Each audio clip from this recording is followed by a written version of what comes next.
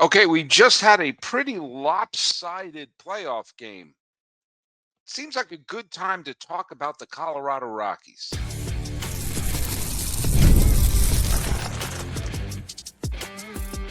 You are Locked On MLB, your daily MLB podcast. Part of the Locked On Podcast Network, your team every day. Hello, baseball fans. Welcome to Locked On MLB, part of the Locked On Podcast Network, where it's your team every day. This is the daily podcast. We talk about all of Major League Baseball. I'm your host, Paul Francis Sullivan. Please call me Sully. Follow us at Locked On MLB Pods on Twitter or whatever they're calling it these days, and on Instagram. I'm your pal Sully with Sully Baseball Podcast and Instagram. The best way to get a hold of me is right here on the YouTube channel. Leave comments down there and leave that hashtag Everyday Sully. It helps us find your comments, and we put some of them on the show. Today's episode is brought to you by our good friends over at FanDuel. Right now, new customers can bet just $5 if your bet wins. You get $300 in bonus bets to use across the app. Download the app today.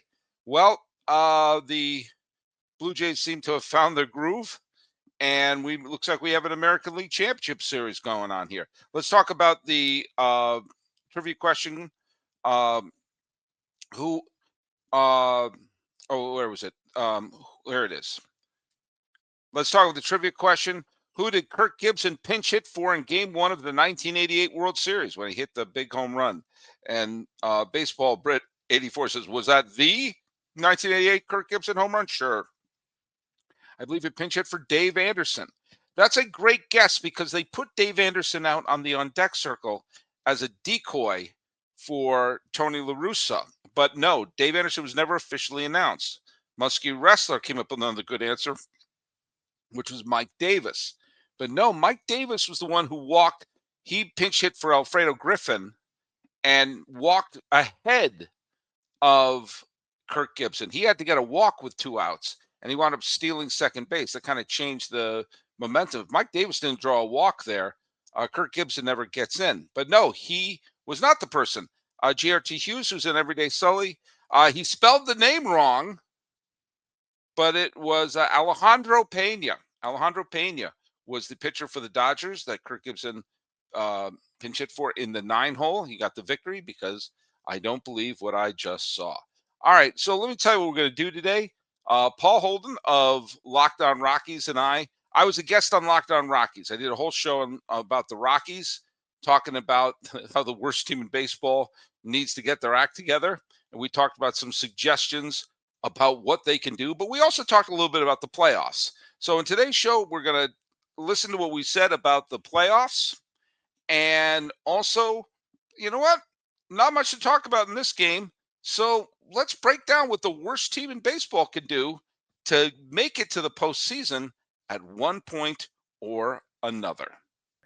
We were going to wait until after, but game 3 here of the ALCS turned into a bit of a bloodbath as of recording, 12-2 in favor of the Blue Jays here, as they look like they are in line for a victory to make it 2-1. What's stuck out to you about just the playoffs in general? Some of the stuff that I was talking about was just, man, pitching is important, but quality good at bats, fouling off pitches, taking close pitches, and getting that ball in play has just kind of been one of those basic things that's really stuck out to me about these teams. Well, I think it's shown that the relying on launch angles and things like that is a folly.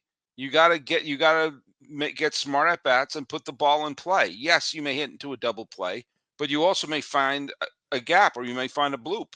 I mean, think about some of the hits that Toronto got against New York, that Seattle got against Detroit. Yes, they got some double plays, but they're also, hits that you're like, yeah, that's a little. They made contact and they put it in play. That sort of baseball I would love to see come back. Stolen bases first to third. We're also seeing the value of getting your starters deep into a game. Yep. Because going to the bullpen in the third inning, you've seen these box scores where it's like final score 2-1 and each team used 8 pitchers. Which pitcher got bombed in a 2-1 game? And the Dodgers found a novel way of dealing with their questionable bullpen, which is let's leave our starters out there. And it is a philosophy that I'm seeing the Dodgers adapting it, and I'm seeing hopefully some of the other teams will pull on this as well. You pitch your pitcher until they need relief, not until you found the lane of relief, because a parade of relievers, demands that every reliever gets their job done. And if there's a link, is there a weak link in the chain? Well, then you have what happened in the game where Judge homered in New York, because that was, and you also see that happened in a couple of Red Sox games. Yeah, like, okay, we're going to go to this reliever, go to this reliever. Well, it doesn't always work that way. And if the pitcher's throwing a damn good game, leave him in there till he needs relief. I mean, in today's game Bieber threw 6 excellent innings. He let up the early 2-run home run, then he dusted himself off, and he only let up 2 more. He only let up 2 more hits after the first, and he struck out 8 batters and only walked 1. And that's a big key. When you see some of these good pitcher performances, cut down on the walks. Huge problem for the Rockies this year. One of the big things, they didn't strike a lot of people out, and they let up a lot of walks, and that's how you get paid. And I mean, that's why, I think the Dodgers being able to get those performances, that's massive. I mean, for them to be able to rest this bullpen and be ready to go, because bullpen's probably been one of their shakier points, but that depth of, the Dodgers obviously built for this point of the season, and the pressure's on the Brewers, just like, in this game here, the pressure was on the Blue Jays for them to get back to their identity. What do? Hang up 12, hit a bunch of bombs, and remind you that, hey, this is still very much a series here, but these teams, you can't just immediately copy and paste, but for the Rockies, this is the level. You have to get yourself back to 500 ball, and then you have to get to this level where you're talking about, right. You see the Dodgers all the time. You know what they have on that team, and man, the Dodgers certainly look like they're in the driver's seat. You got any doubts or any worries about them?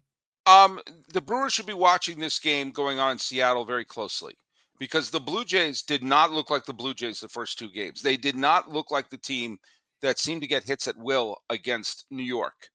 And somewhere on that flight from Toronto to Seattle, they said, what the heck? How did we play again? And today they figured it out.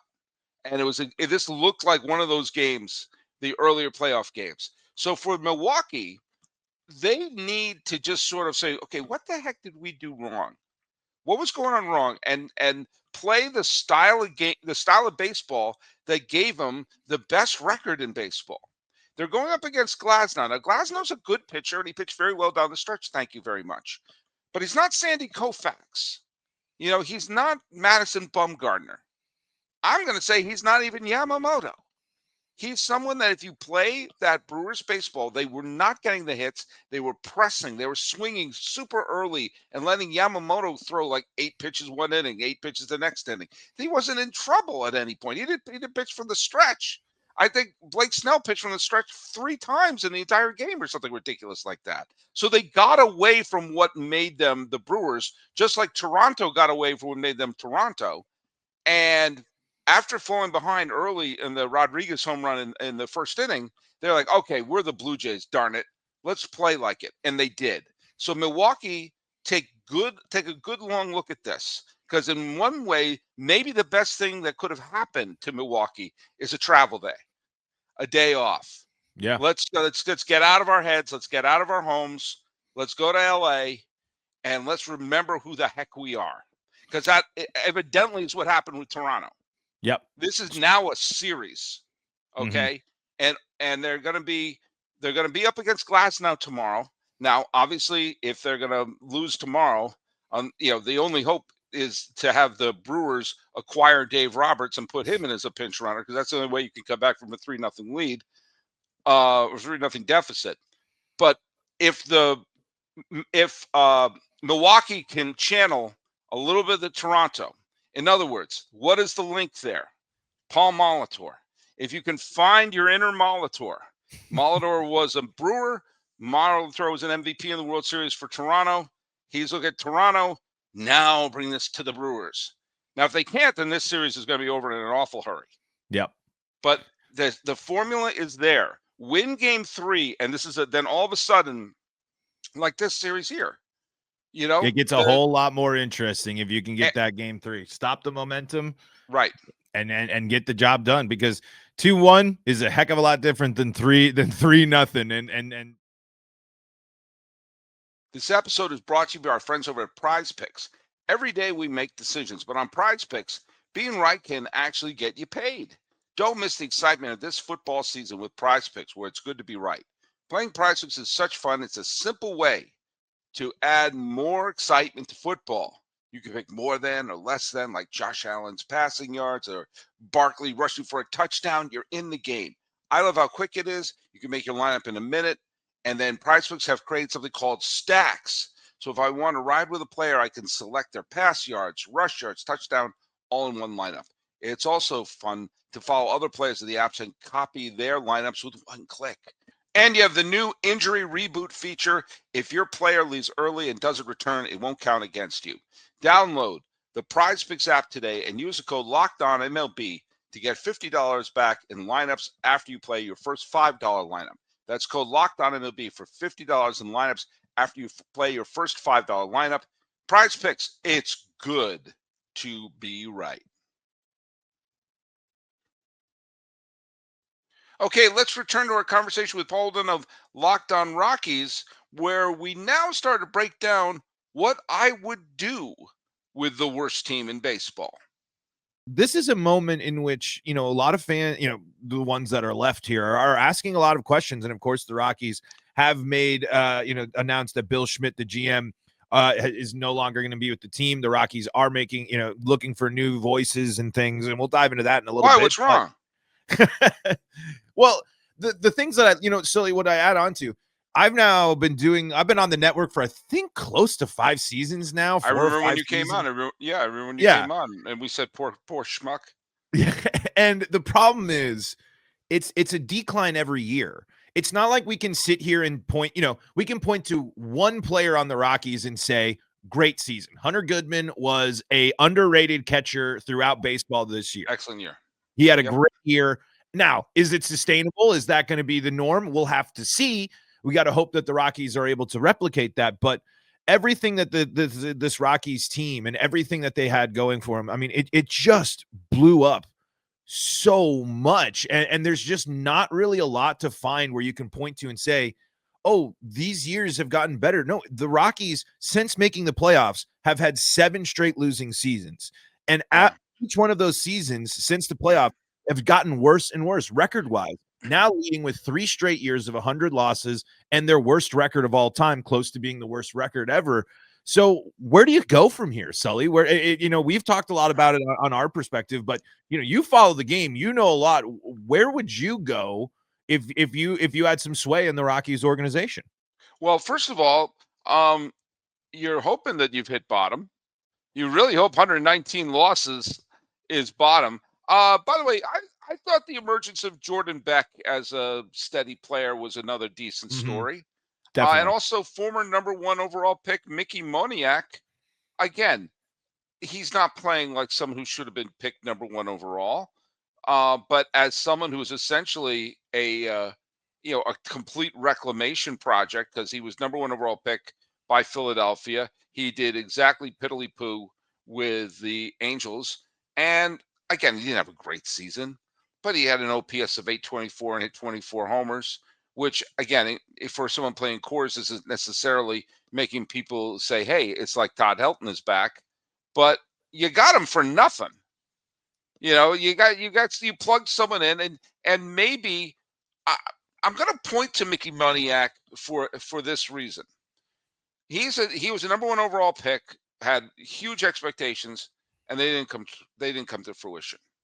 You take a look at the Rockies farm system right now in terms of who are going to be the next big stars, who are going to be your next big Rockies for the next big Rocktober or the back-to-back playoffs in 17 and 18.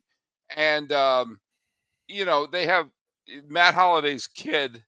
He's not going to be here for 3 or 4 years. A lot of their top prospects are in single A or in double A, and you can't really expect them to make an impact on the team. I'm at baseball. I'm at the MLB. Probably Charlie Condon would be the next big one. Charlie Condon, probably. Yeah.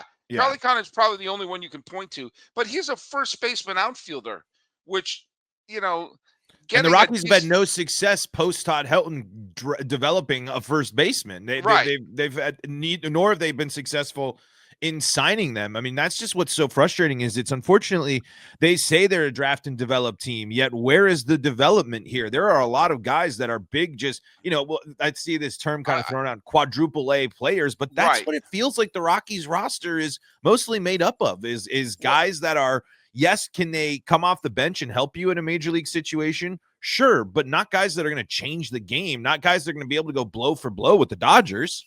Well, but here's where I bring up Moniak. Again, I'm not trying to say that people are going to look at him and say, "Wow, it's like Rogers Hornsby is back," but he is a reclamation project and did okay. And maybe with somebody there with maybe only one or two players brimming at the farm, being able to be count on to contribute at Coors Field next year, maybe you got to take a good long look at who's being non-tendered. Maybe you got to take a good long look at just putting major league players around the infield, around the outfield, and in the pitching staff. Every year there seems to be, you could almost make a team's worth of players who are not signed while going into free agency. I mean, if I were the Rockies, I would say I would have like a blanket $3 million contract that you're just holding it up. If you're a major leaguer, if you played in the major leagues and were a 0 WAR or above player and you've been non-tendered, you have a job. You can come to Colorado and you can have a job. And the reason why I say that is I take a look at this team that they have, and it doesn't look like a Major League Baseball team. Now, do I think that, handing out tickets like this is going to be, is going to lead them to the promised land? No. I hate to break the news to you. I don't. But I also don't look around this team and see a lot of Major League Baseball players on the team, with the exception of Goodman. I'll throw in Beck. I'll throw in, I'll hold my nose and throw in Moniak. Maybe Doyle can bounce back, but he's not as young as you think he is. He's going to be 28 next year. You hope that, McMahon is no longer there. Tovar is still young and he's excited. Tovar. If Tovar got a full season from Tovar, and is it? I mean, I don't know who else. I mean, but just put some major leaguers there. But more importantly, I know it scares people if you're a pitcher to say, "Hi, I'm going to Denver," but there's going to be unsigned pitchers, and I just think at one point, if you populate this team with major leaguers with something to prove, you may do better than 119 losses. And the thing you said earlier, I know we're going to break in a second, but the thing you said earlier, one of the frustrating things since that wonderful 2018 season is that it's been declining and declining and declining. You got to at least start the ascension. Right. And populating the team with major league players. The best case scenario when a team does that happened in 2013 with the Red Sox, where they just grabbed hold of a lot of Victorinos and Napoli's, and grabbed anything. It was like supermarket sweep, and they won the World Series. But that team also had John Lester and Big Papi and Dustin Pedroia. The Rockies don't. But if you put a team of players who at least belong as, replacement level players, you're going to do, by definition, you're going to do better than you'll get at least take your first step. Yeah. And I mean, the Rockies tried to get some of that from Kyle Farmer and Orlando Arcia this year with and some of these guys, but you kind of, I think, hit it. If you're going to go that route, they need to be ones that contribute. We need to see them, if they're going to take the playing time, if you're not going to go full young, to see what you have in some of these guys, you got to do that. But you're right. The thing that's really been tough for Rockies is they haven't ricocheted off the bottom. They haven't hit the bottom and gone up. It is just the hole just keeps getting dug deeper and deeper.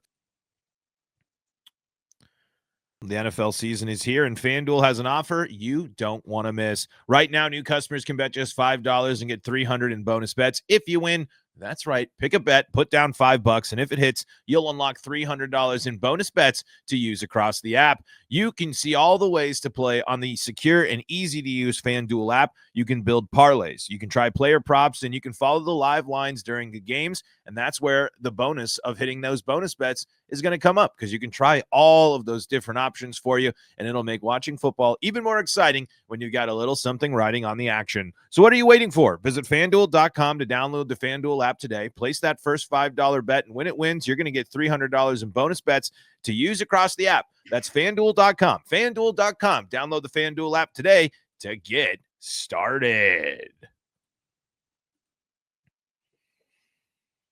Locked On Rockies, Locked On MLB, back in action here for segment number 2 of today's crossover. So, yeah, things did not go well for the Rockies, and the overall big picture still murky as the team is going to be looking for a new direction, looking for a new general manager and or president of baseball operations. Really, there seems to be a lot, because who knows if it's a shoo-in that Warren Schaefer comes back as manager. If you are bringing in an outside voice, there could be a total change across the board when it comes to coaching and things for the Rockies. So, Sully, just the last question for you in your GM shoes here, or if you were in this the ownership role, what would you want to focus on? What would you want your GM to have a background? We heard some names there, including what was it? I believe a Click there that from the Astros that helped get them to the World Series.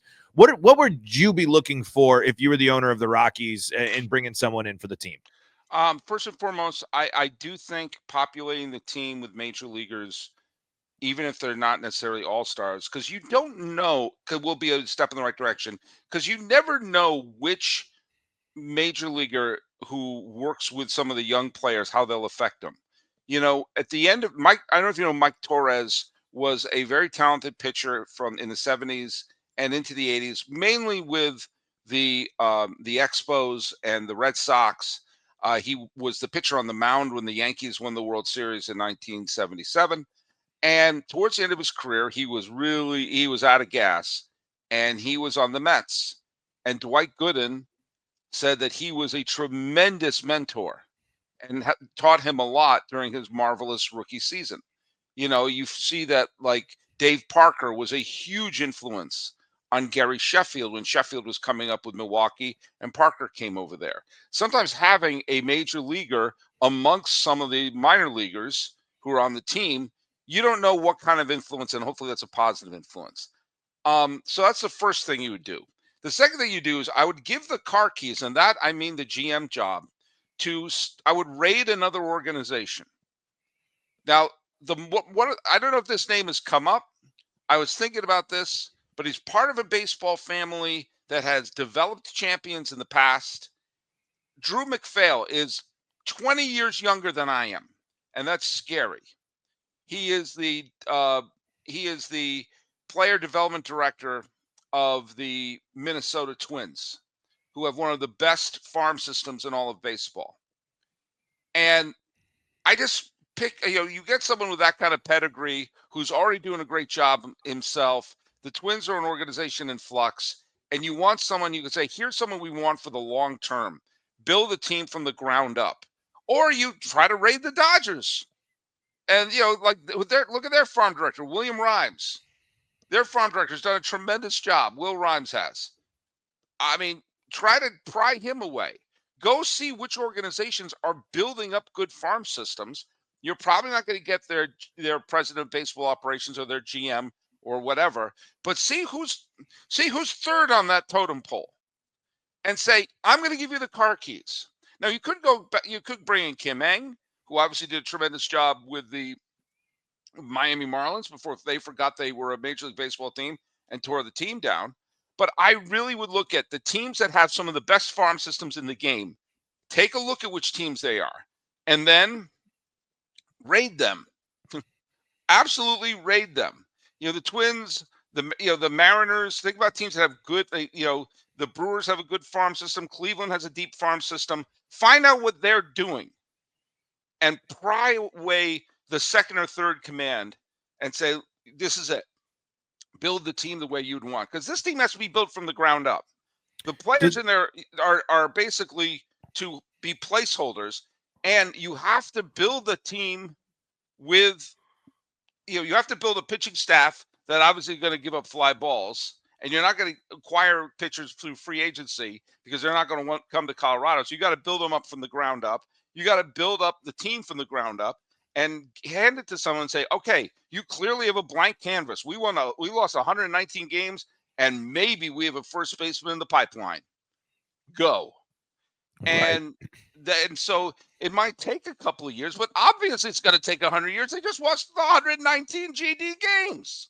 Yep, and they haven't shown any sign of stopping there. So before we pivot and move on from this conversation, I just is a job in the Rockies organization enticing to the world to bigwigs out there, to people in those Yes. positions? Yes, because it's one of 30 jobs. There's only 30 teams you could run. And do you know what? Here's another way, maybe you think in the long term. If you could turn that team around, and by the way, you're thinking about what a baseline you're starting from. If you could turn that team around to a 500 team, then all of a sudden some of the, I hate to say this, but maybe some other teams would be salivated to say, wow, he turned the Rockies around.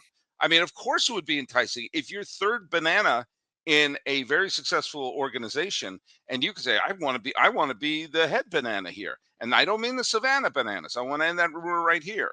You could show, my God, they lost 119 games, and all of a sudden they won 83. Think about that. 83 is going to look like the 1998 Yankees. I mean, Okay, you're talking about a plus 40 swing on this. right. If that And was so, to happen, overnight and happen next season, you're talking about a 40 game swing. which it won't. Right. But if in 3 years you've done a 40 game swing, Ex- and you're a 36-year-old some odd doing that, either A, you could say, hey, Denver's not a bad place to live, and I could be the greatest GM in the history of the franchise. Or at that point, maybe Brian Cashman will have been fired. I You mean, know, and it's also just a matter of it, even next year, even if it's 63 wins, that's right, plus 20. That's right. not a 100 loss season. That's a huge step in the right direction for the Rockies. I mean, there's so many ways you can evaluate that success there. And yep, Locked On Rockies on YouTube. Go find the show, all your favorite streaming services. All right, thanks, Paul, of Locked On Rockies. Check out his great show. It's the thankless show because the Rockies have been bad for a while and they keep getting worse, but maybe they hit rock bottom. Follow his show, Locked On Rockies, wherever you get your podcasts or on YouTube. Before we go, let's break into the trivia question. Sad news in baseball. Sandy Alomar Sr., the patriarch of the Alomar family, the father of Hall of Famer Roberto Alomar and perennial All-Star Sandy Alomar Jr., he died the other day.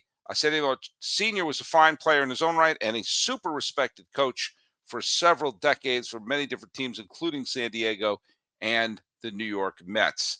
And as a player, he played for some fine teams. So the trivia question is, Sandy Alomar Sr. was on deck when what famous home run was hit? Famous all-time home run was hit with Sandy Alomar Sr. on deck. Which one was it? That is a trivia question. Thanks so much for making Locked On MLB your first listen every day. For your second listen, find the all-night Locked On MLB Game Night, every game, every night until World Series champion is crowned. Get local analysis on a national scale. Find MLB Game Night on Locked On MLB on YouTube or wherever you listen to your podcasts. Talking about the current state of the playoffs and maybe how long it'll take for the Rockies to get in there with Paul of Locked On Rockies. This has been a Locked On MLB, Locked On Rockies crossover. I'm your host, Paul Francis Sullivan. Please call me Sully.